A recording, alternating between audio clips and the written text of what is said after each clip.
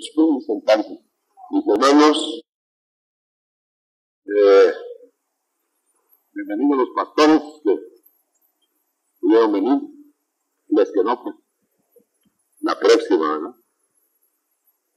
Se ha dejado un poquito más abierto este miércoles, que correspondería solo a pastores, porque a los pastores les hace un poco difícil venir y entonces se reduce el número y se reduce la ampliación de la enseñanza. Y luego hemos pensado abrirlo totalmente igual que los otros días, aunque vaya dirigido a los pastores específicamente. Vamos a continuar en el estudio de la administración del alma, o sea, la salud interior.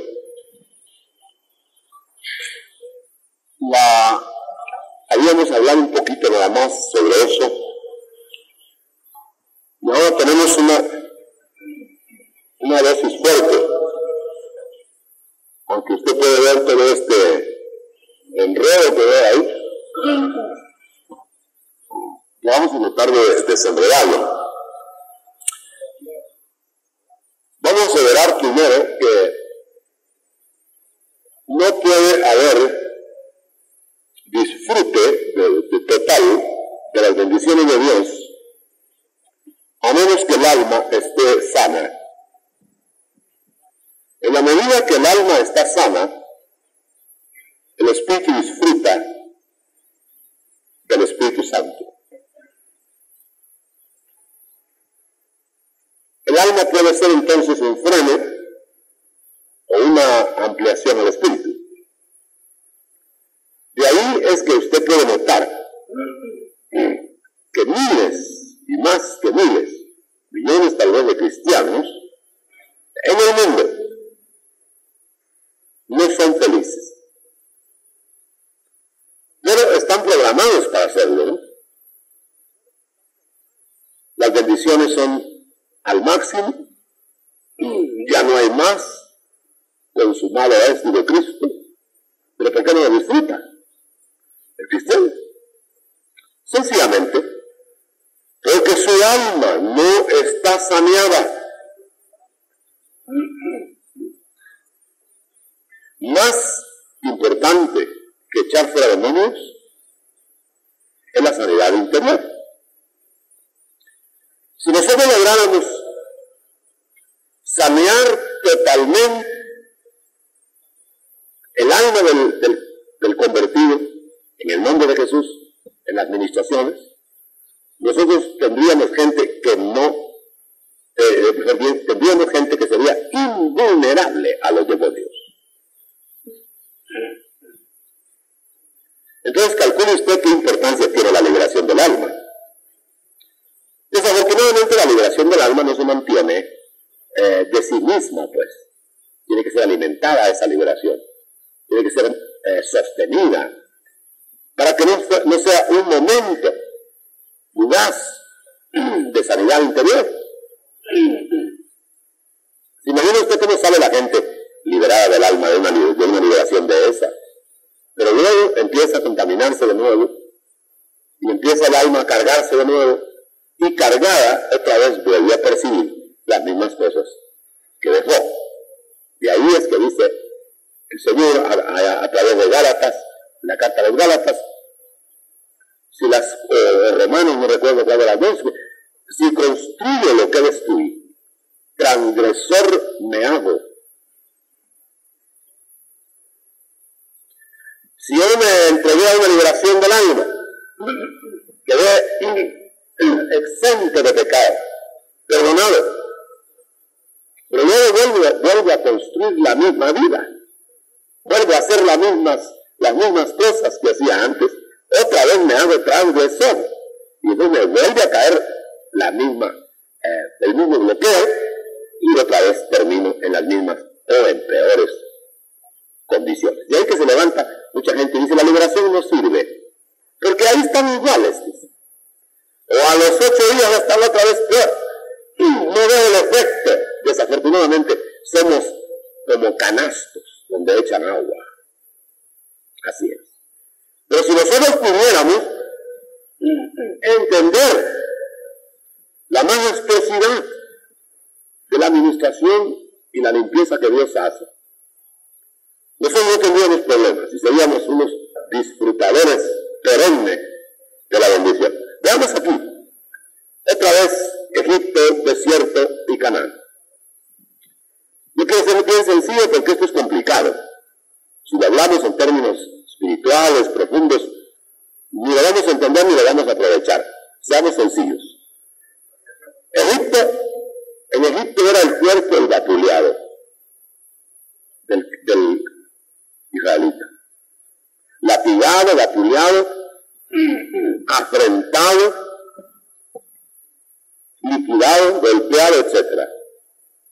Pero cuando vino la liberación de Egipto para pasar al desierto, ya su cuerpo no era tocado, preparado. Pero el alma no estaba libre. Entonces, todos los problemas del cuerpo dejaron huella del alma. Y entonces en el alma seguían viviendo Egipto. Solo lo que logramos fue un traslado de afrentas y de tanta cosa literal en Egipto, trasladarlo al alma. Ellos se levantaban en el desierto pensando que estaban en Egipto. Y quizá actuaban como si estuvieran en Egipto. Porque el alma no se había liberado de todas sus huellas. Es como que si dijéramos, este trabajo de aquí para acá, 40 años nada más, fue un trabajo de liberación del alma. Entonces, cuando lograron liberar el alma, y por eso usted ve que la generación que entra acá es la generación nueva, no la vieja. Entonces se había logrado una erradicación total, una limpieza general, hasta entroncar en un aprovechamiento de la vida verbetante de Canaán. Estamos de acuerdo, ¿verdad? La generación violenta, la generación guerrera, la generación egipcia, vivió en el desierto. ¿A base de qué? A base de liberación del alma. Y aunque fueran los mismos dos, Josué y Caleb, que fueron desde acá, que entraron acá, ellos no eran los mismos, no eran iguales a los demás. Eran dos exponentes de la liberación del alma. Había otro espíritu en ellos. Bueno, esto nos lleva a comparar Egipto atrio, desierto, lugar santo, Canaán, lugar santísimo. Cuerpo, alma, espíritu.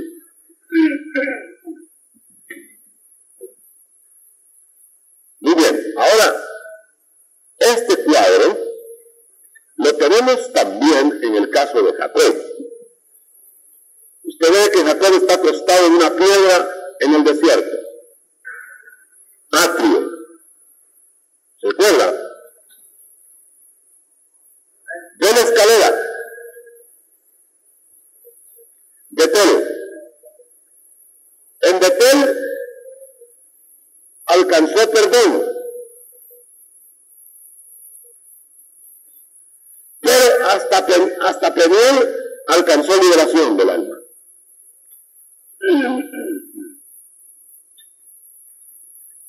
Es un cuadro semejante: cuerpo, alma, espíritu, atrio, lugar santo, lugar santísimo.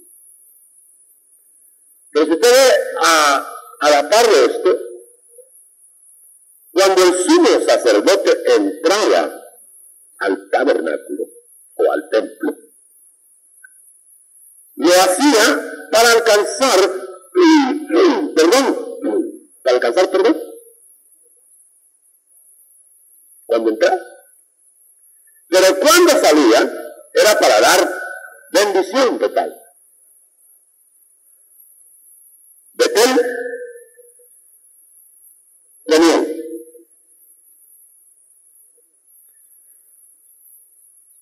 Pero cuando el sumo sacerdote entraba y se apropiaba de la sangre del cordero para sí mismo, o sea que el perdón era a base de cobertura de sangre, de la sangre de Cristo, llevaba cordero por él y por el pueblo, 2 corderos. Entonces alcanzaba el perdón personal. Disfrutaba de unos instantes, unas horas, no sé cuánto, del lugar santísimo. Pero el pueblo no estaba disfrutando del lugar santísimo. El pueblo estaba esperando, primero, si él había sido acepto y estaba vivo. Y segundo, si el sacrificio había sido aceptado para bendición de ellos. Lo primero lo entendían en la primera ceremonia. Entraba el sumo sacerdote, como cuando Cristo ascendió, y esperaban a ver si no había muerte otra vez del sumo sacerdote. Vamos a ver. ¿Murió o no murió? Oían a través del velo, y oían el tintineo de las campanitas, y oían especialmente las campanas, era la señal, porque no podían ver con sus ojos. Está vivo, decían. Y glorificaban a Dios porque había sido aceptado.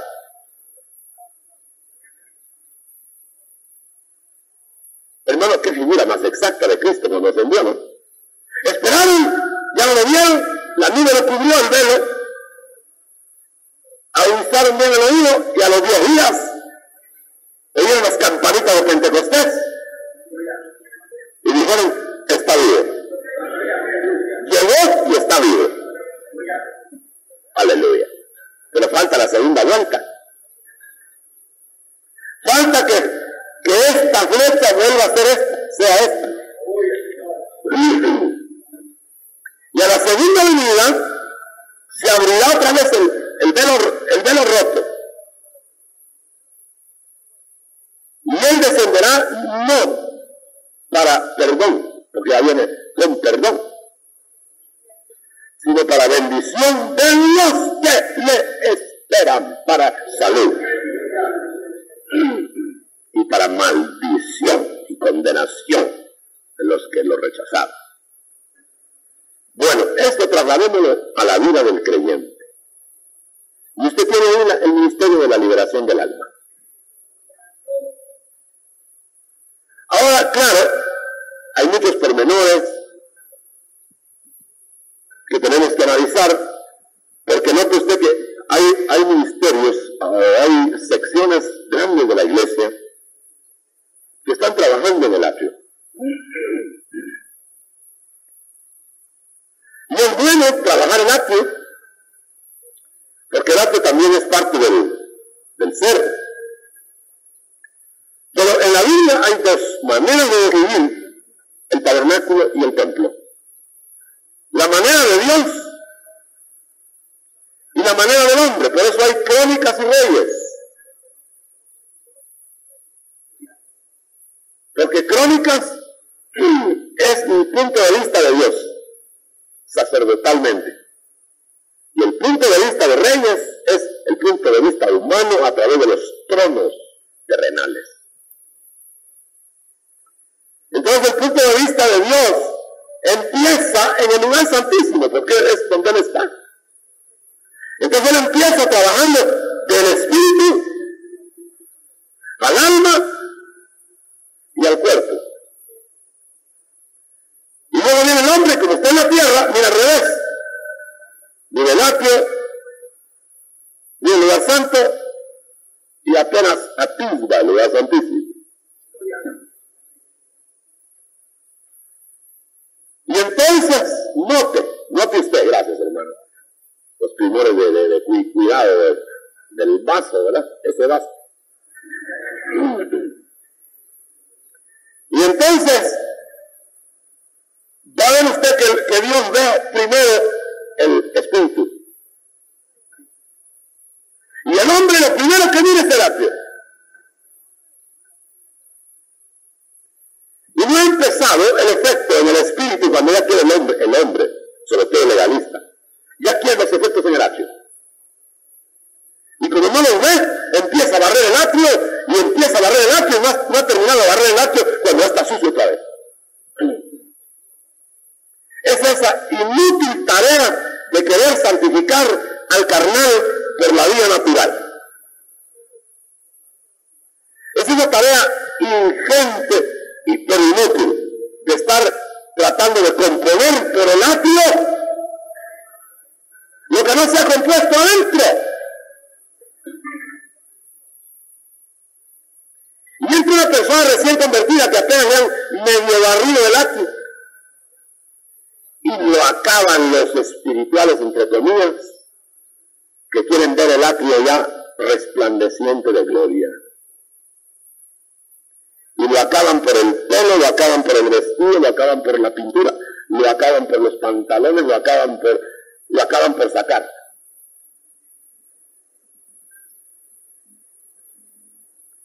¿Qué va a tener interés la persona en barrer el atrio si está sintiendo en el espíritu que no saben qué le está pasando?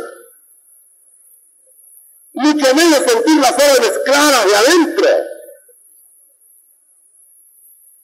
Entonces el trabajo del ministro es tomar el ministro del espíritu, tomar estas personas y trabajar del espíritu al alma y de último al cuerpo.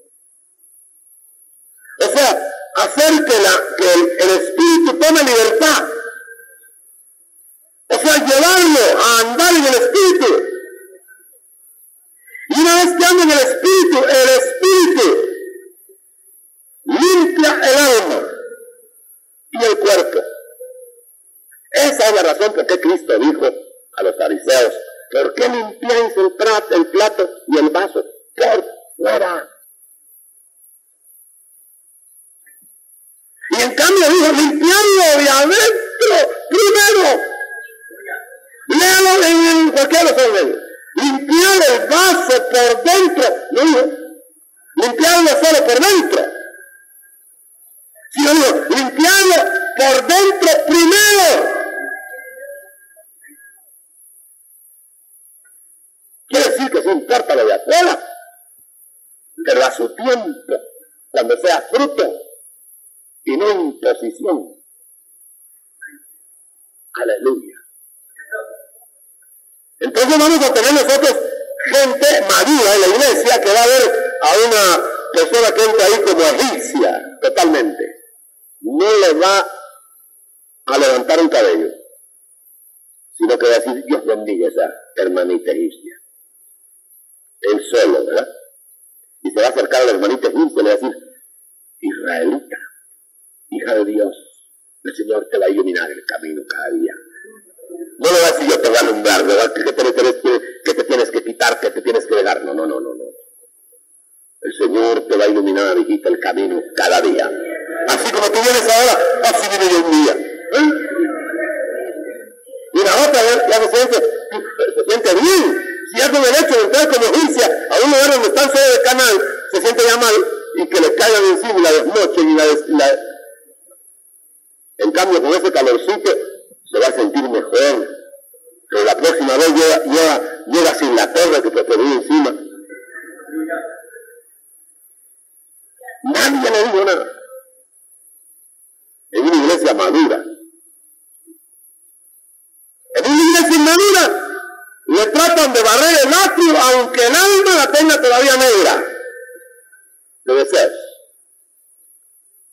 Y aunque tenga bloqueado el espíritu. Dejemos lo nuevo. Los nuevos se explica todo lo que estoy diciendo. Pero en los viejos creyentes, viejos pero modernos, viejos verdes,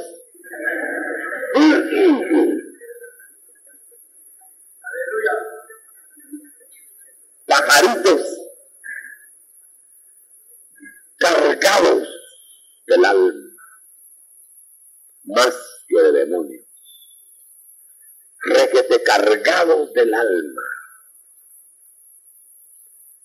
¿Qué refrigerio será para los tales que haya un ministerio en la iglesia que les libere el alma? No importa que sea ya tarde en la vida o temprano, mejor todavía temprano. Llevarlos a botar las cargas, a sacar todo lo que hay de los ancestros, del pasado,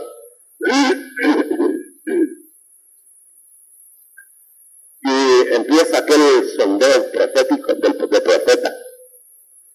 Es que hago la diferencia, profético a veces cuando decimos profético pareciera solo don de profecía, no, aquí no es don de profecía, aquí es ministerio profético. Entonces empiezan los profetas a ver las profundidades. Y empieza la palabra a taladrar hasta los huesos. Y lo primero que sucede es una reacción negativa, porque la carne se resiste a morir. La carne se resiste a ser descubierta. Entonces lo primero que sucede es, no, yo no soy eso. No, si yo venía por mi marido, que es un sinvergüenza. No, yo no venía por mí. Y cuando la cosa ya es más tremenda y revelando sobre esto y aquello y lo otro, entonces dice el ministrado, dice, no, si eso consiste en el árbol, yo no, ya ahora no me siento ni cristiano siquiera con lo que me están diciendo. Y se van a la calle como locos, dicen, ya, y si tenían deseos de ir a la cantina, dicen, hoy me chupo la botella completa. Y muchos se la empinan. Otros respecto de piel. Otros no entienden qué les está pasando. Y así que pasa esa etapa de la carne, resistirse, y la carne, vienen otra vez y dicen, mírense otra vez, hermano. Vengo liquidado. Entonces viene la administración de construcción. Ya el profeta destruyó por espíritu lo que tenía que destruir. Y entonces viene una que me dijo, y no me dijo usted que no era, sí, pero es que era el otro que se resistía, ahora ya vi yo que sí soy así.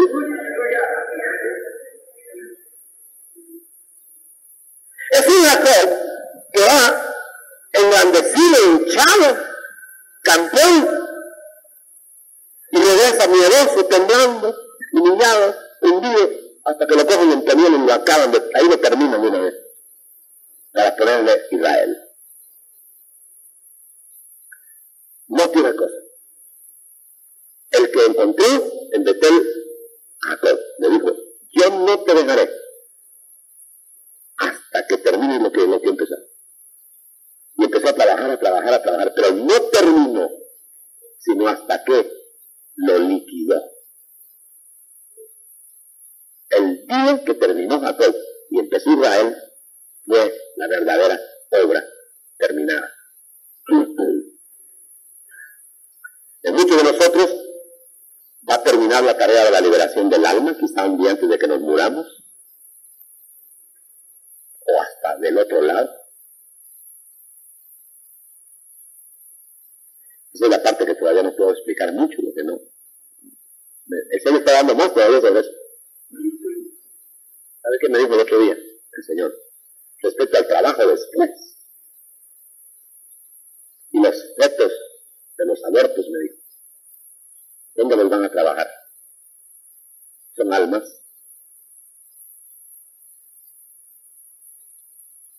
Ni conocieron el mundo.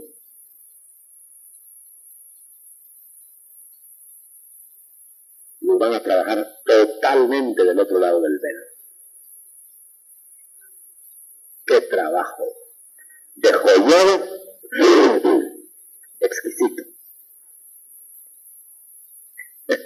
Y algunos todavía dicen que se refiere a decir que se trabaja del otro lado del velo. La liberación del alma, sigamos. Hermano, definitivamente la Biblia determina que nosotros vamos a dar cuenta de todo lo que hicimos mientras estuvimos en el cuerpo. ¿Qué le parece? De lo que se haga después de que nos vayamos del cuerpo, solo el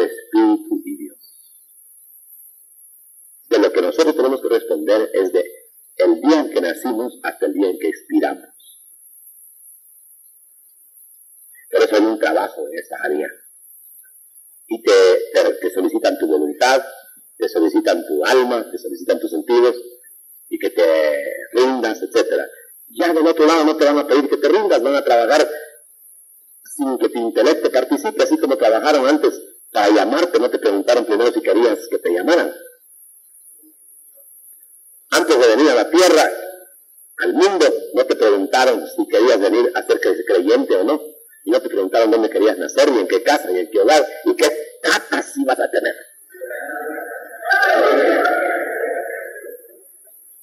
Entonces, mientras pasaste por la tierra, otro trato, y cuando salgas de la tierra, otro trato, sin que participes.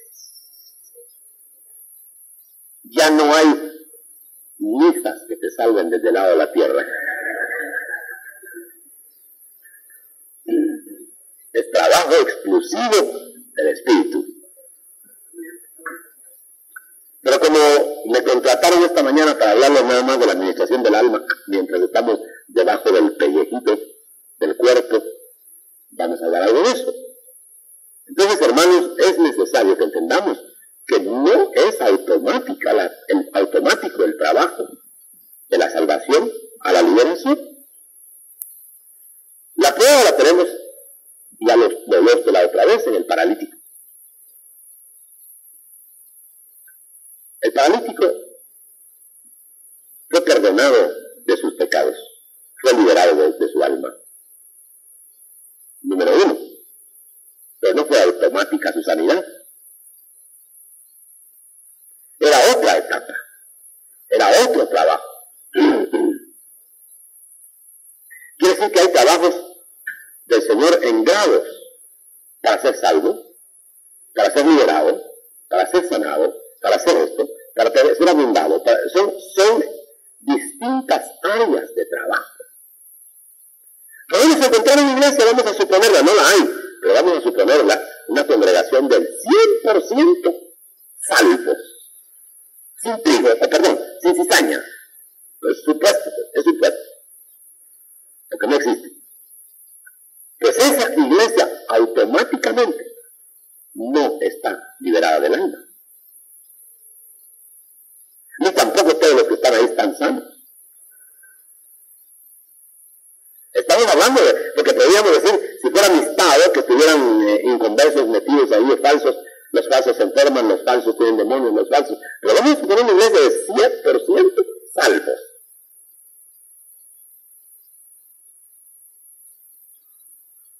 No hay más que salvación. Y lo demás lo tienen que ir tomando conforme a la medida de la fe. Fe para sanar, fe para ser liberado, fe para alcanzar promesas, fe para ser abundado, fe para estar en Canaán, fe para el viaje, fe para el empleo, fe para todo, por fe, pero arrebatándolo. Como que Cristo te dijera, aquí está lo siguiente, arrebata, y te lo sube, como que hay muchito de a jugar. Y ya, va, ahí está, ya. Aquí está, el otro. Pero hay creyentes que cogieron la primera y se conformaron con la primera y se pasan toda la vida viendo la primera. Y se tienen el paquete. Yo estoy esperando que terminemos de ver la juguetilla para darnos la otra, más grande. Nos quedamos viendo el juguete, hermano, y terminamos nuestra vida jugueteando. Ya hablo lengua. ¿Sí la lengua se da? Y otros cañoneando con el poder del Espíritu. Y ellos hablando lenguas y lenguitas.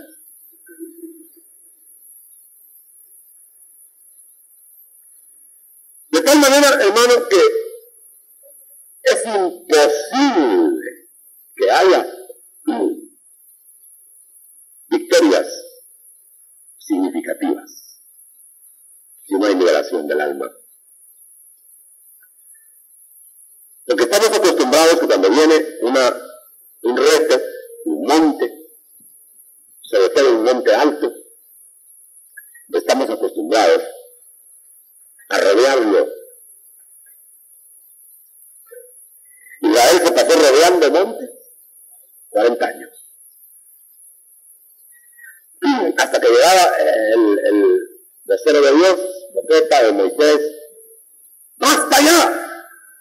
haciendo? Rodear y vuelta, hermano, en los montes. ¿Qué era la idea de rodear el monte? ¿Todavía se acordaban de Jericó, que creían que iba a caer el monte rodeándolo, no? ¿Creían que el monte se iba a desmoronar igual? Hasta que recibieron la orden. ¡Subid al monte!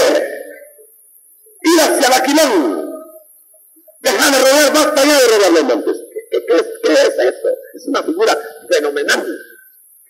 Eso quiere decir que nosotros somos dados a que cada victoria o cada proeza, cada cosa que tenemos que hacer en la vida cristiana, la reutilizamos, la dejamos y la dogmatizamos y la pregonamos y solo eso, Los pentecostales se quedaron 20 años o 30 años solo hablando del bautismo del Espíritu Santo, el bautismo del Espíritu Santo, el bautismo del Espíritu Santo.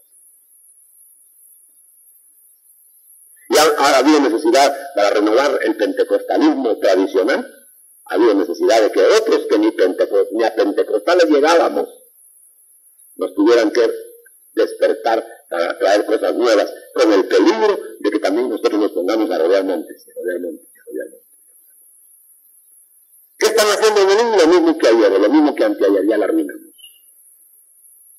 Y discoteca.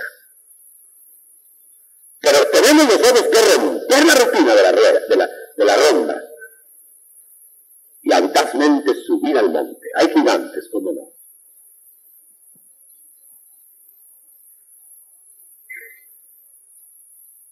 Perdón, si me cortan un poquito. Por ahí dejé la llave, no sé con quién. Entonces, note usted, hermano, que esa tendencia natural a la rutinización nos trae la comodidad de la alcoba de la tsunamita. ¿Por qué? Porque al fin y al cabo ya estereotipamos el asunto y ya ordenamos nuestros cultos y ya hicimos el arreglo y entonces ya hasta de memoria lo sabemos. Ya es más cómodo estar en la alcoba sin tener que estar renovando y reiniciando, habiendo rutas, tapando brechas. Más fácil estar en la alcoba, que raro, sabroso, juego de caballitos. Y entonces viene la madre a pedirnos una intimidad profunda y no estamos capacitados. Él quiere hablar a nuestro corazón y nos dice desde afuera: amada mía, preciosa mía, ábreme. Y nosotros decimos: ay, la alcoba. A lo mejor estamos soñando con otro.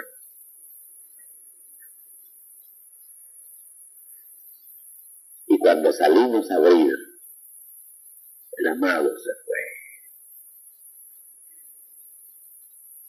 Yo llamo a esto de la tsunamita: o eres una tsunamita de alcoba sin el amado, o eres una tsunamita de la calle, golpeada, perseguida, extraña, rara, también sin el amado, pero detrás del amado. O eres una tsunamita habiendo trabado el amado, en intimidad con el amado, que ya no le importa quién lo mira, quién la mira, quién no la mira. 3 etapas: atrio, lugar santo y lugar santísimo. Otra vez.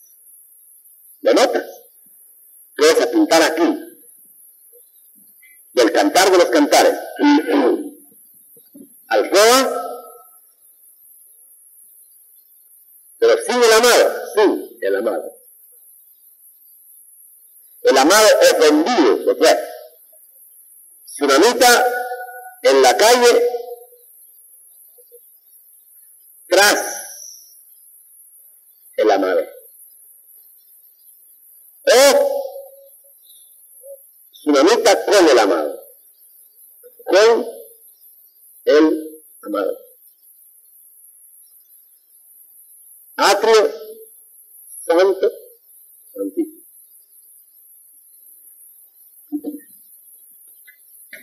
La tsunamita, la iglesia dormida de la alcoba, perfumada, engalanada, preciosa, oiga bien, pero sola. Vasti. ¿Se acuerda de Vasti? Vasti era tan linda, tan preciosa, tan maravillosa, que el rey se quedó embobado, sobre todo cuando ya estaba un poquito tomado. Una fiesta. Y dice, esta no más. Dice que es linda, bella. Que venga. La voy a mostrar a todos mis príncipes. Pero resulta que Vasti había hecho su fiesta.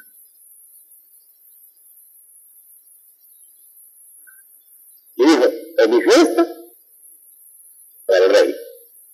O me exhibo yo por mi belleza propia, o exhibo mi belleza para la gloria del rey. Mejor mi fiesta, dijo. Y la destituyeron. De una vez, que claro, ¿verdad? O te vas a tu fiesta y te destituyen, o te vas a la del rey y te exaltan.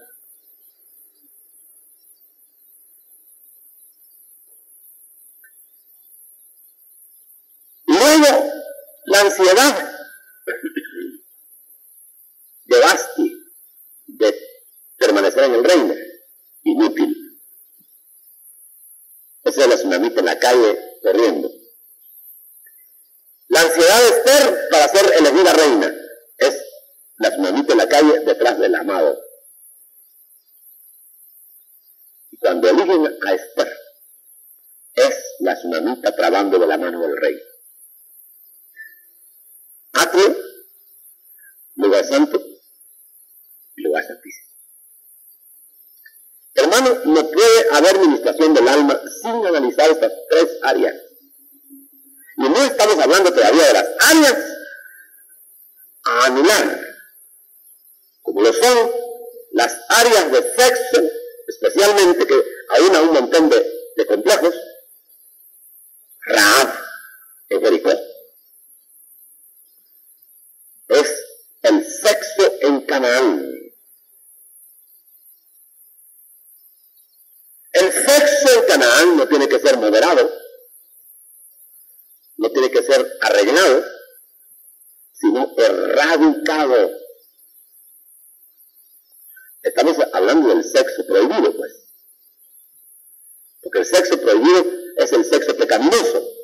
No estamos hablando del sexo que Dios dio para ser disfrutado honradamente. El sexo desviado, el sexo que lleva a la lujuria y que llega hasta al otro extremo del homosexualismo y que llega al narcisismo y al exhibicionismo, ese sexo tiene que ser erradicado por el espíritu.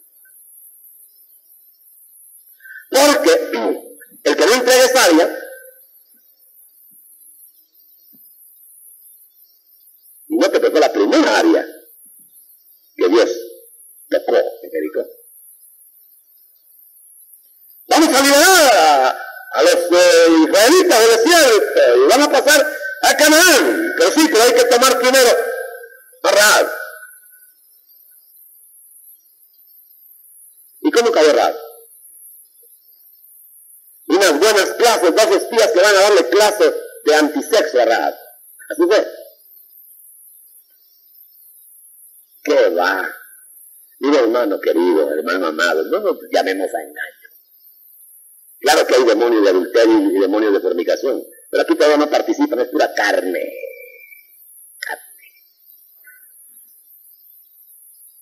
Llegan los dos espías. Si el Dios de la gloria no llega antes a Rahab, los espías hubieran sido dos clientes más de Rahab.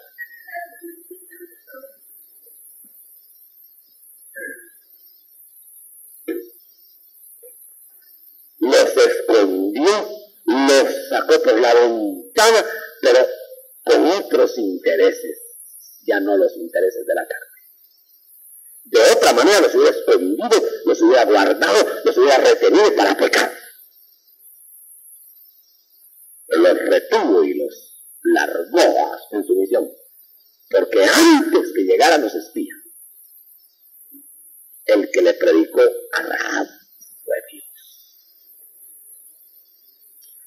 aquellas órdenes extrañas de Dios, hermano, que nadie las siente. No la cree usted que una luz por la ventana. ¡Una luz! ¡Aquí viene Jehová de los ejércitos! No, nada. Ni entró a la ventana. Sencillamente la Rahab amaneció reconociendo que había un Dios que la miraba. Y que ese Dios era el Dios de aquellos ejércitos que venían a atacar Jericó. Pero es una noche que yo prediqué estando arriba en el púlpito. El Señor me dijo, ¿quién le predicó a Rahab? Y hasta entonces pensé yo, ¿quién le predicó a Rahab? Y mire qué cosa más maravillosa. El Señor me dijo, Dios visto su espíritu. Y cuando yo bajé del sermón, subí una hermana y me dijo, al otro día, pero luego, hermano, me dijo, cuando usted estaba predicando de Rahab, el Señor me dijo que cuando usted preguntó quién predicó, yo quisiera saber quién le predicó a Rahab. La hermana me dijo, el Señor me dijo que él y su espíritu habían llegado. Exactamente lo mismo que yo. ¿Qué pasaría con la luz? Vamos a esperar por el video.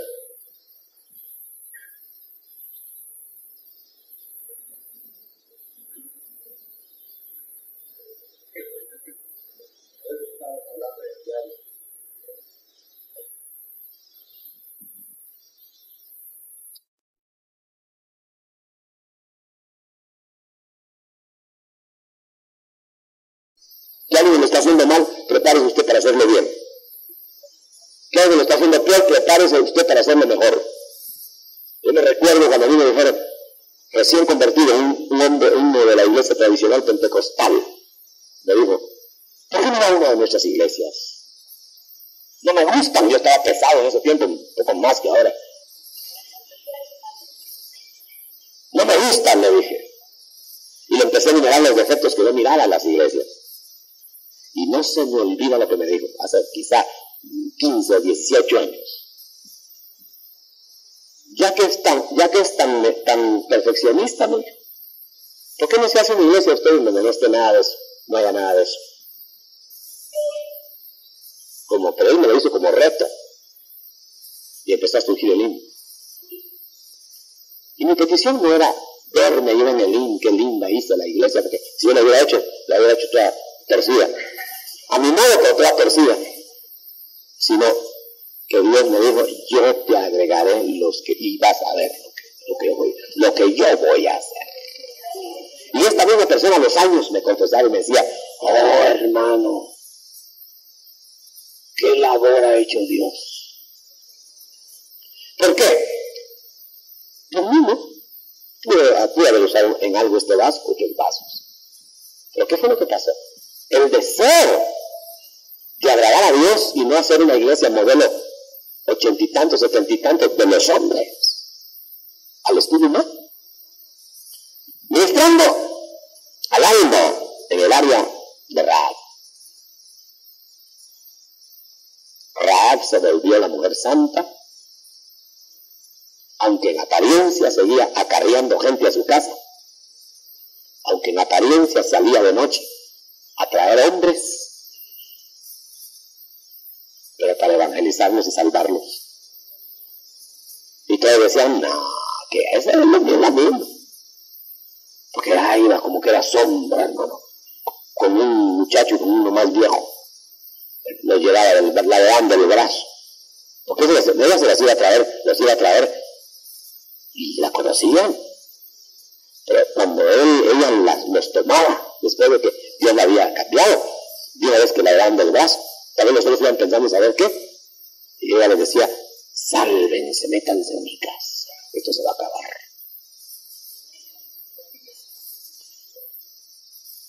Y llenó la casa. Se acabó el área de Rahab. Disfrutó en Canaán del Canaán sin el área de Rahab. El área de Rahab hubiera sido muy destructora. ¿Se recuerda usted cuando Balaam incitó a los israelitas a que fornicaran con las mujeres moabitas? El área de Rahab. Bueno, dejemos tenemos el área Rahab, que tiene muchas implicaciones, que tiene muchas aberraciones y que tiene muchas secuelas y taras hereditarias. Porque esa área de Rahab es pecar contra el cuerpo. Entonces los castigos son en el cuerpo primero. Y es de esa razón que hoy ha aparecido el SIDA. Es un castigo al cuerpo que no vence el área de Rahab. Es una epidemia ya. 90% de homos. Y el 9% de férmicos. Ahora, fíjense, hermano, qué cosa más vergonzosa. Delata a los que han hecho esos pecados en oculto, aunque sean grandes estrellas. Porque ahora dicen, ¿por qué será que fulano de tal padece del SIDA? ¿Por qué será? ¿Por qué será? Sabemos por qué será. Lo que pasa es que no sabía nadie qué será lo que hacía. ¿Qué actualizados estamos, verdad? Las noticias que damos aquí las podrían publicar en Prensa Libre otro día. Pero por de pronto no les interesa. Bueno. Se ve que no es muy libre la prensa. Bueno, entonces, después que se toma el área en la administración, estoy hablando en general como figura, ministrando al que va a disfrutar de Canaán, ya le quitaron el área que le correspondía, Rahab, pero era el área del manto babilónico. Y esa área es el área de la grandeza humana. ¿Quiere grandeza humana? ¿Quiere honores? ¿Quiere homenajes? ¿Quiere vestirse lo mejor del mundo? ¿Quiere estar de primera en el mundo? El área del manto.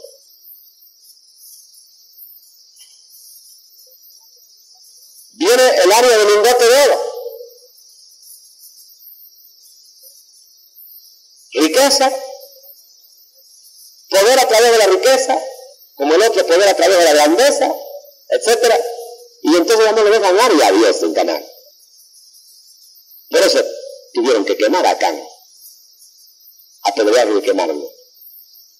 Por eso tuvieron que cambiar Rahab.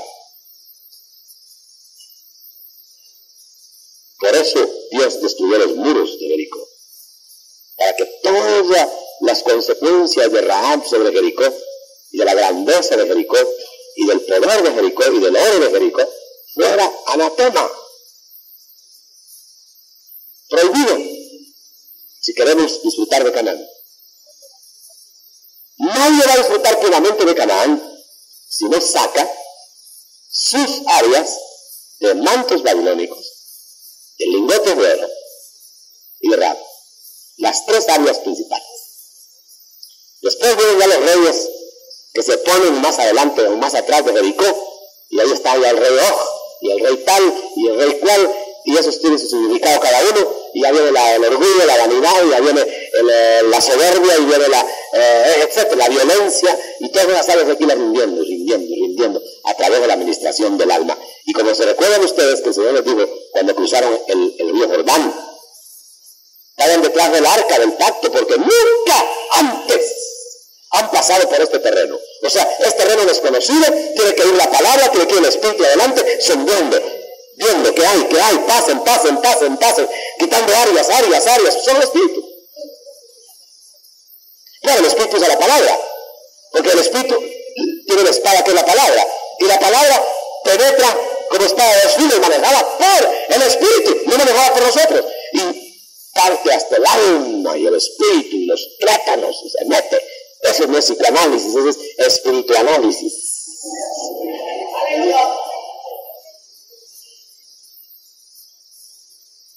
Y cuando el hombre es examinado por espíritu análisis, se me pone a mí esos aparatos modernos. Cuando vi el primer aparato moderno de eso, me dijo un colega, mira, esto no lo viste en tu tiempo, que viejo me miraría. Y entonces le dije, vamos a ver una introspección con aparatos modernos del estómago y de por ahí. Y ya entonces así le hacíamos a la barriga, mire, por encima, y ellos ahora con aparatos modernos.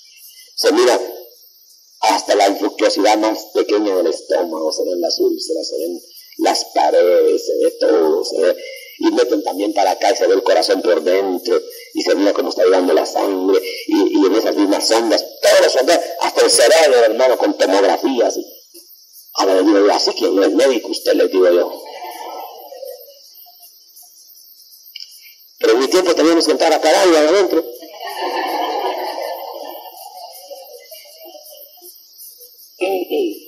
Gloria a Dios. Gloria a Dios.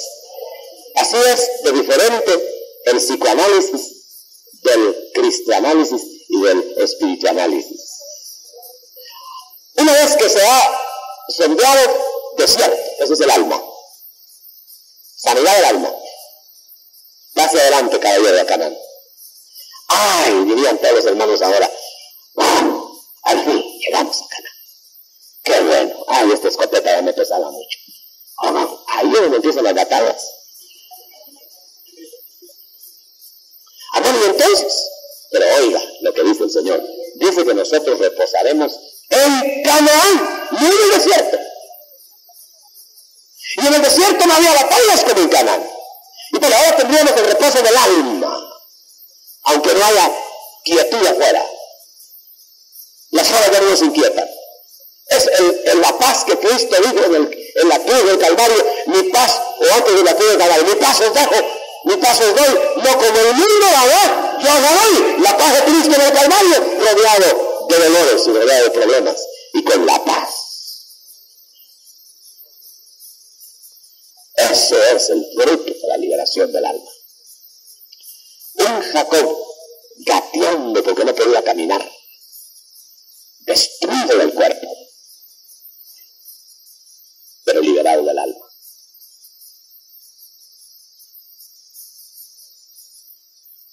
Puede dominar a sus enemigos, puede disfrutar de la casa otra vez, puede llevar a su familia en paz, puede volver a Canaán. Si Dios no lo quiebra en Peniel, si Dios no lo libera del alma, no hubiera podido vivir en Canaán. Lo mata a Esaú ahí. Si Esaú siempre le ganaba, hermano. Esaú siempre le ganaba. Tuvo que hacerse Israel para ganarle a Esaú. Y no le ganó en batalla. Le ganó en paz. Sin un solo disparo. Pero tuvo que afrontar su orgullo físico, su orgullo material, para ir cojo a Canaán, pero libre del alma. Por eso la Escritura dice, preferible es que entres cojo al reino y no entero al infierno. No hemos visto todavía la liberación del alma de las áreas de los reyes internos y de las naciones extrañas. Eso lo vamos a ver la próxima vez. Eso ya tiene que ver con carne aliada con los demonios, que todavía es liberación del alma. Pero la parte principal quizás sea esta o esta vez, y vamos a dejar lugar a preguntas de las áreas de la carne para poder disfrutar de Canaán, que tienen que ser entregadas al Señor. Haga sus preguntas ya por escrito, o verbales, pero hágalas, no las va a dejar de hacer, porque tenemos unos buenos minutos para eso. Y hermano, por favor, no guarde sus dudas, porque estos temas son casi inéditos, aunque hay mucho sobre liberación, más hay sobre liberación de demonios que sobre liberación del alma. Y recuérdese que liberación de demonios, cuando veamos la liberación de demonios, va a ver usted, eso no es nada más que hacer dar órdenes. En cambio, esto es complicadito, hermano. A veces es demonio fuera y el demonio se va. Así que liberación de demonios son esas preguntas. Y hermano, con la liberación, ¿cómo se hace? Demonio fuera en el nombre de Jesús. No, pero hay que tapacharle la cabeza. No. Esos son métodos. ¿Cómo se hace? Demonio fuera en el nombre de Jesús. Pero tampoco se va a ir el demonio si no ha habido liberación del alma. O hace la jugareta el demonio que va ¿verdad? Como juega a escondiditas y le gata al ratón, y cuando se va el gato, vuelve el ratón a ser dueño de la casa. ¿Quién es la pionera el pionero de las preguntas? Mi hermano. Mejor se son por escrito para que se oigan.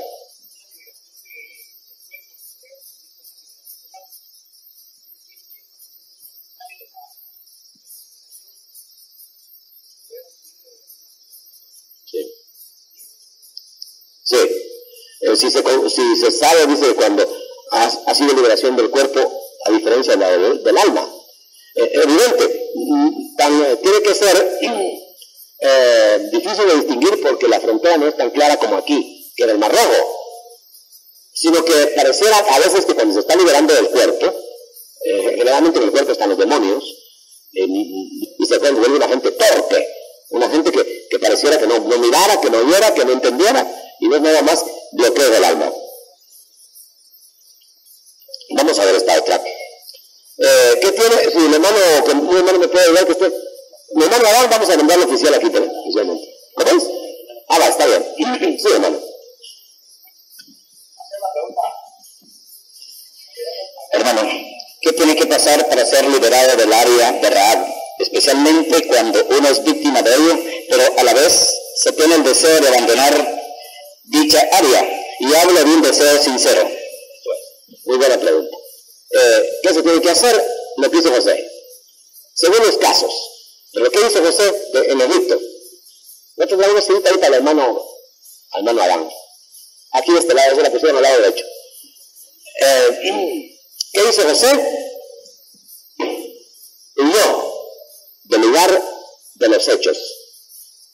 Generalmente los enamoradiscos, los rahabitas,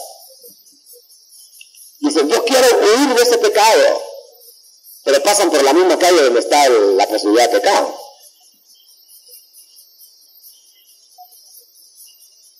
No se haga el valiente, hermano, es mejor que cambie de barrio. ¿Me entiende? O sea que para el que sinceramente se quiere librar del área Rahab, no tiene más que huir del área. Pero claro, pedir misericordia y buscar a Dios y que el Espíritu esté en plenitud, etc. Esa es la base, por supuesto. Andar en el Espíritu sería la respuesta. Camine en el Espíritu y no satisfará los deseos de la carne, pero tampoco los estimule en los sentidos pasando por áreas peligrosas. Fíjense, hermano, que en una iglesia X, una persona fue sorprendida, mejor dicho, Dios reveló a un profeta que un hermano entraba a cierto lugar, a cierta hora, ciertos días. Por supuesto, yo lo estoy diciendo aquí en general, pero hasta le dijeron a esta persona los días y dónde. Y le dijo al pastor, hermano pastor, vaya usted a cierta hora a lo que estaba recibiendo y va a ver que ahí llega. Y el pastor, para tomar acción sobre porque era una persona importante de la iglesia, lo vigiló esa vez por ese lado y lo vio entrar, exacto como le había dicho el profeta. Al otro día le llamó y le dijo, mira hermano, ¿y a dónde? A llegar, etcétera. Y el otro por poco se desmaya. Sí, le dijo, le confieso, hermano, que voy a un cine de películas pornográficas. Pero seguro, con seguridad que en la iglesia, Señor, líbrame del sexo, pero bueno, la pornografía. ¿Me estoy explicando? O sea, Señor, líbrame de caer en las garras de Satanás, dijo Eva. Pero se comió la manzana o lo que haya sido. Si nosotros vamos a realmente arrepentirnos para hacer que Dios libere nuestra alma, nosotros tenemos que negarnos a nosotros mismos y no ir a los lugares de estímulo del pecado. ¿Me podría explicar Lucas 21:19, que dice así? En vuestra paciencia poseeréis vuestras almas. En vuestra paciencia poseeréis vuestras almas. Es decir, que uno no se debe desesperar en el trabajo que se va a hacer sobre el alma, porque ese es un desarrollo. Y que a veces una persona dice, a los 10 o 5 años de haber estado en paz en ciertos pecados, de repente otra vez, ay, pero si dices mis salvos hoy, ¿por qué otra vez como antes, como al principio? Son desarrollos y ataques quiere decir que debe tener la paciencia, con paciencia, con perseverancia, vamos a ver la liberación de nuestra alma. Porque eso es lo que empezó la tarea en nosotros, la va a terminar. Eso sí, mientras más necios seamos, con más bultos en la cabeza vamos a terminar la liberación del alma. En Santiago 1, 21, 22 nos habla de la liberación del alma, no siendo oidores solamente de la palabra, sino hacedores. Muchas veces no sucede liberación porque no creemos ni ponemos por obra la palabra. Perdón, hermano, había un asunto de emergencia importante y si no se me lo repito. Santiago 1, 21, 22 nos habla de la liberación del alma, no siendo oidores solamente de la palabra, sino hacedores. Muchas veces no sucede liberación porque no creemos ni ponemos por obra la palabra. Sí, esto es una verdad central. El que da a liberación del alma, sin la intención de dejar aquello, no va a ser liberado. Porque es una burla. El que confiesa y se aparta, alcanza misericordia, dice. No el que confiesa y sigue viendo cómo vuelve a caer. El que sigue viendo cómo vuelve a caer no se ha arrepentido de veras. ¿Por qué? Obvio. ¿Vuelve a ser la misma cosa? Es muy peligroso, hermano. Y yo creo que una segunda caída, una tercera caída de una persona es lo mismo que Dios no haya confesado, como dice, hermano, pero confesado aquí con el Señor, ¿verdad? Porque se puede caer una y otra vez. Una tercera, yo le diría que se está jugando ya. ¿Qué le parece a usted una persona que tropieza en ese bolso del hermano ahí? Yo me bajo y tropiezo en el bolso del hermano. ¡Ay, el bolso del hermano! Se ríen ustedes, dicen, por poco se cae el hermano. Vaya pues. Me voy a bajar y otra vez en el mismo bolso. Y otra vez, no, algo me está pasando, hermano. Porque no es fácil tropezar la primera vez, no la segunda. La tercera, está mejor el bolso que uno. Muy para dónde. Hagámoslo de sidera. Porque no se puede perseverar en el pecado, fabricar pecado y estar contentos si el Espíritu Santo está en nosotros. ¿Podría, por favor, ampliar la explicación de las áreas del manto babilónico y el lingote de oro? Bueno, la ampliación nada más sería que habría que sacar todas las inferencias de eso, de que el manto babilónico implica esa vanidad exagerada de creyentes, ostentación, para buscar poder, ¿me entienden? Es autoridad ficticia, engrandecimiento personal, es poderío fabricado, pero todo para ser vistos, para ser admirados y para ser homenajeados. Es aquella doble cosa que Cristo le dijo a los fariseos. Vosotros anheláis los primeros lugares en las fiestas y las primeras sillas. ¿Se acuerdan? Lo uno es nombre, grandeza. Y lo otro es orgullo y exhibicionismo. Que juntos es el manto babilónico. ¿Por qué anhelaban ellos las primeras sillas? Y ahora presentamos a la directiva. Aquí está el presidente, el vicepresidente, el secretario, el tesorero, secretario, y se terminó el tiempo. A Cristo ni lo invitan. Y luego, mañana otra presentación de otra directiva, vamos a hacer que al revés. Ahora el secretario es presidente, secretario, ¿para qué los presidentes se hacen examen de memoria? Me estoy explicando. Es un deseo de ser llamados rabí, maestro. Se siente tiburón el maestro. Por eso dice, mejor siéntate atrás, aunque sea el maestro, y que digan, maestro, venga acá adelante, aquí le toca. Y no que le digan, ¿y usted qué? ¿Se cree maestro? Pásese para allá. Amén. En una pareja de esposos podría haber pecado de lujuria o sexo desordenado. Sí. Esto no lo entendamos desde el punto de vista de satisfacción, sino desde el punto de vista de sobreestimulación mental. O sea, que se esté solo pensando uno en estas cosas y se fabriquen medios aberrados, no puedo hablar muy claro aquí, medios aberrados o medios repudiados por la Escritura que van a satisfacer carne y lujuria. Eso está fuera del matrimonio, pero nunca la satisfacción plena, y eso el Espíritu va a dar testimonio. Las taras son hereditarias. ¿Cómo se reconocen estas? Esto ya más es un campo de, diríamos, de análisis más profundo. Por ejemplo, observar la conducta de los niños al nacer, como uno de padre sabe, por eso hay que tener mucha atención a los hijos. Es una barbaridad que un padre, como que un pediatra, no se diera cuenta que está alojada la cadera de un niño y no le aplicaron los aparatos a tiempo y después el niño anda horrible después, ¿no? Es lo mismo. Un padre que no se fija en los defectos de sus hijos y ve raro a un hijo y ahí le ve, le destruye. Las taras son cosas que nacen con el hijo. No las adquiere. Aunque el medio le pueda abultar el asunto o disminuirlo, pero la tara viene ya fisiológica. Entonces, es natural que si a los 2 años el muchachito no anda, tiene una tara, aunque sea menor. Y si a los 10 años no anda todavía, ni habla, ni oye, una taraza, ¿verdad? Pero ¿cómo es que hay padres que no distinguen eso?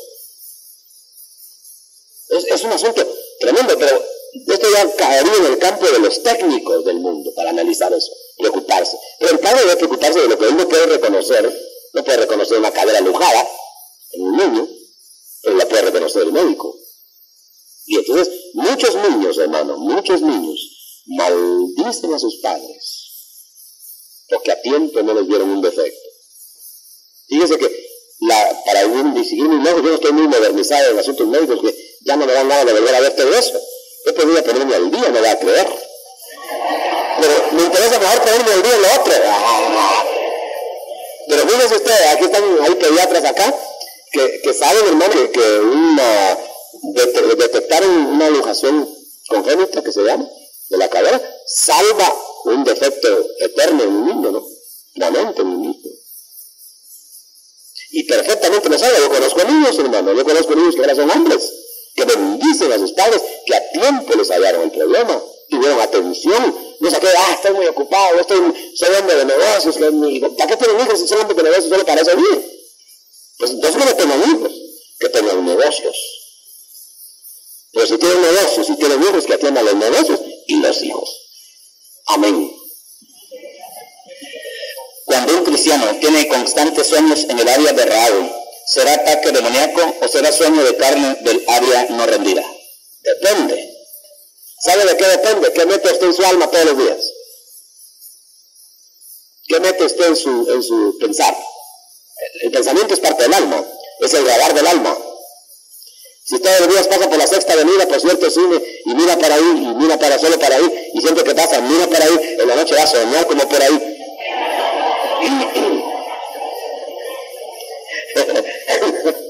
Y después dice usted, hermano, me atacó el diablo. Anoche no, sus miradas me atacaron anoche. Hermano, por favor, ¿se me puede explicar qué es Urim y Tumim? Algo que mencionó la semana pasada, pero no hubo tiempo para preguntas. El Urim y el Tumim eran las piedras sobrenaturalmente usadas por el Espíritu de Dios en el efod del sumo sacerdote del Antiguo Testamento.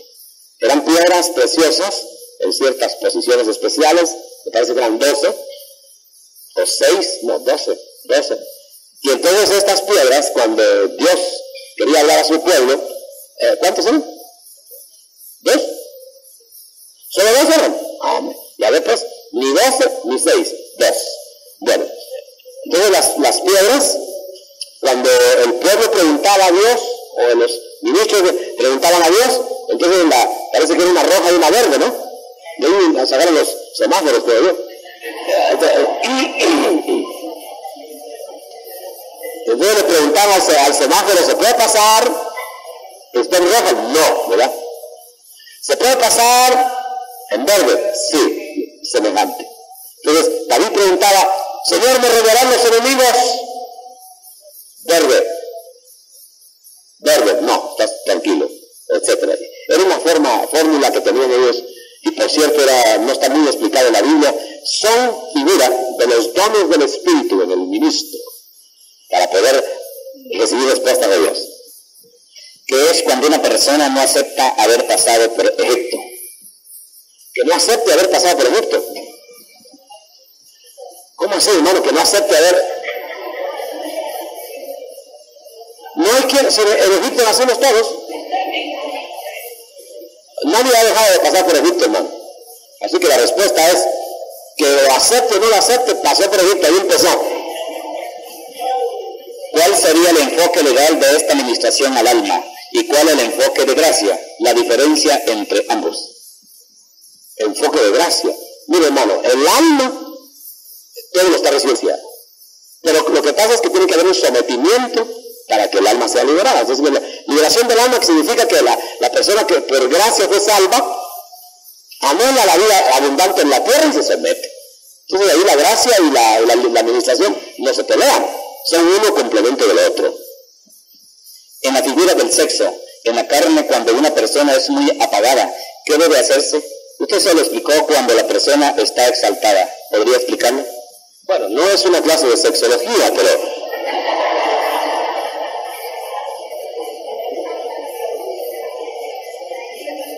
Eso será aparte y en cámara secreta para hombres y para mujeres. Pero realmente lo que estamos diciendo es que cuando haya defectos o de menos o de más, tiene que haber un trato del espíritu.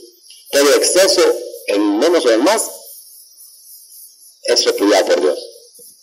Si una persona se ha ministrado 2 o 3 veces y se supone que ya está liberada, pero si el Señor les muestra otra área, si puede renunciar a ella sin necesidad de llevar a un ministro a que lo ministre. Se puede renunciar a áreas en lo personal, lo que se llama autoministración, pero recuerden que los ministerios no sobran.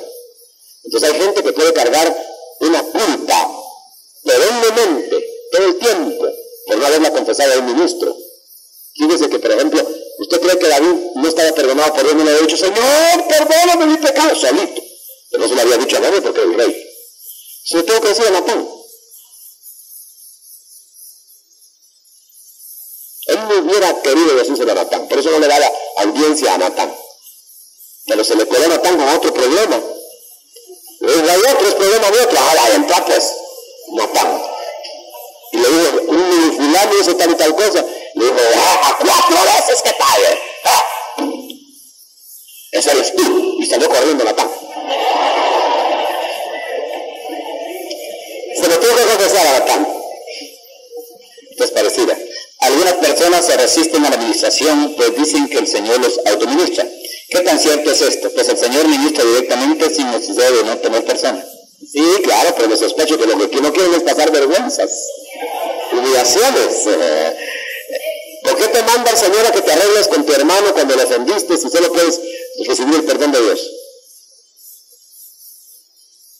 Contéstame eso, tú que hiciste el papelito.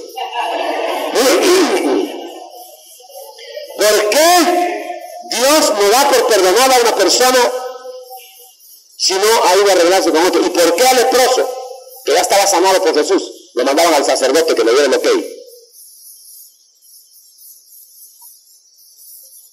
¿Por qué? ¿Por qué un hombre? ¿Por qué un hombre le iba a poner el estás confirmadamente sano si Cristo, el Dios hombre, le había sanado? Porque es necesaria la función ministerial. Claro que puede hacerlo el Señor, Él sabe cuando no hay un ministro, cuando no hay coberturas, cuando esto, cuando el otro, pero cuando lo hay, y debe haberlo, hay que pasar por el sargento antes de llegar al coronel. He platicado con personas que se resisten a ministrarse porque la primera vez que lo hicieron fue solo una especie de confesión de pecados. El ministro se limitaba a hacer preguntas y el ministrado a confesar y confesar, sin ningún resultado. ¿Podría decirme qué pasó en estos casos? ¿Qué pasó? Se ministró el atrio, por no haber profundidad, por no haber internamiento, por no llevar el bisturí hasta los tuétanos, se limpió el atrio. Y entonces la gente se quedó igual, porque retoña eso. Es como podar, ¿verdad? En cambio, lo que hay que hacer es quitar de raíz. Pero la raíz se mete hasta adentro, y se quitó parte de la raíz, se quedó otro pedacito, y se brota otra vez. Entonces tiene que irse al fondo, al fondo. Ahora, mientras menos superficial se hace la administración, y mientras más conocimiento se va adquiriendo, porque a veces se hace una administración superficial por falta de conocimiento del administrador. Antes ministrábamos así por encimita, fumigadita, externa, pero cuando ya se fumiga por dentro salen tosiendo. Si la persona sobresale en el mundo, o le gusta sobresalir en el mundo, puede que este sea el área del manto babilónico. Sí, lo que hemos dicho, la soberbia de la vida, destacar. Yo soy ministro, pero mejor que otro. Con manto babilónico. Entonces no es que seas ministro mejor que aquel o mejor que cual. Tú eres tú, con Dios. Y olvídate de los demás. Nunca vas a llegar a ser Pedro ni Pablo. Tú eres tú. Como Pablo nunca llegaría a ser lo que eres tú. Y que cada uno es un individuo con Dios. ¿Qué opina o a qué se deberá que una persona en varias oportunidades sueña que lo ministran o liberan? Se sueña. Sueña que lo liberan y va a la liberación o solo se queda con el sueño. La respuesta es la siguiente: sueña que comió y ya no coma. Ya comió. Hay personas que dicen que ya el Señor les ha dado el testimonio que están limpios y no necesitan más ministración. Es que el veredicto que ya no necesita más ministración no lo va a dar usted. Vaya al ministro para que el ministro sienta. Hermano, honre los ministerios. Todo esto ha sido dormido de un lado y del otro, incongruencias ministeriales, pero realmente el Espíritu Santo no pasa por alto los ministerios. Y el Espíritu Santo sabe todo, pero no pasa por alto los ministerios. Quiere decir que una persona que va de los ministerios, que va de las jerarquías, es una persona que está fuera del orden divino. Sépalo de una vez. No hay para dónde. Una persona que esté viendo a fulano. Mire, digámoslo un ejemplo bíblico. Espérenme que me eche un traguito del niño.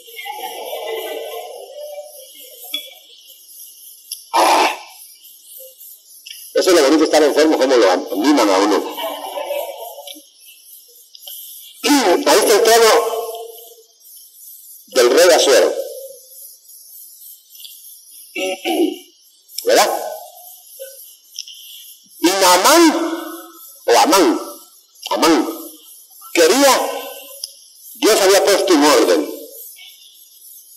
Mardoqueo con Esther. Amán quería ignorar ese ministerio puesto por el Espíritu, porque eso lo aceptaba el ministerio de la carne. Eso le costó la cabeza a Amán. No le hagamos, hermano. El que se sienta a la puerta del rey hay que pasar por ahí. El Señor tiene jerarquía, mi hermano querido, hasta en el cielo hay.